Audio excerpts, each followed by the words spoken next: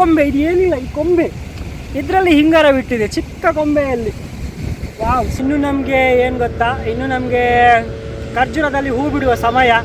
So ಈ ಚಿಕ್ಕ ಗಿಡದಲ್ಲಿ ಹೂ ಬಿಟ್ಟಿದೆ ನೋಡಿ, ಎಷ್ಟಿದೆ, ತುಂಬ ಚಿಕ್ಕದಿದೆ. ಹಿಂಗಾರ ಕೂಡ ಬರ್ತಾ ಇದೆ, ಈ ಹಿಂಗಾರ ಬರ್ತಾ ಇದೆ, ಚಿಕ್ಕ ಗಿಡ. ಸೊ ಇಲ್ಲೆಲ್ಲ ಹೂ ಬಿಟ್ಟಿದೆ ಖರ್ಜೂರದಲ್ಲೇ. ಇನ್ನು ಹಂಗೆ ಹೂ ಬಿಡುತ್ತೆ. ಆ ಕಡೆ ಎಲ್ಲ ಮರ ಇದೆ ನೋಡಿ, ಹಿಂದ್ಗಡೆ ಎಲ್ಲ ಮರದಲ್ಲಿ ಹೂ ಬಿಡುತ್ತೆ. ಇನ್ನು ಚೆನ್ನಾಗಿರುತ್ತೆ ಮೇಲ್ಗಡೆ ಎಲ್ಲ ಮರ. ಸೊ ನೆಕ್ಸ್ಟ್ ಒಂದು ಆಗಸ್ಟ್ ಆಗುವಾಗ ಖರ್ಜೂರ ಆಗುತ್ತೆ. ಇನ್ನು ಇವಾಗ ಸಣ್ಣ ಸಣ್ಣ ಖರ್ಜೂರ ತಗೋ ತಿನ್ಬೋದು ಇನ್ನು ದೊಡ್ಡ ಆದಮೇಲೆ, ಬಟ್ ಇಲ್ಲಿ ಧೂಳಿರುತ್ತೆ, ಚೆನ್ನಾಗಿರುತ್ತೆ.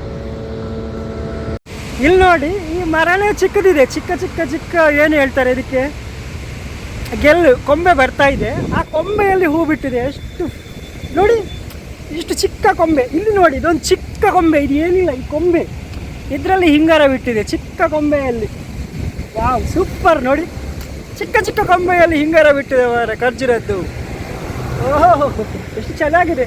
ಇನ್ನು ಖರ್ಜೂರ ಆದ್ರಂತೂ ಮೇಲೆ ಆರಿ ಆರಿ ಆರಿ ಆರಿ ತಿನ್ನುವುದೇ, ಎಂಜಾಯ್.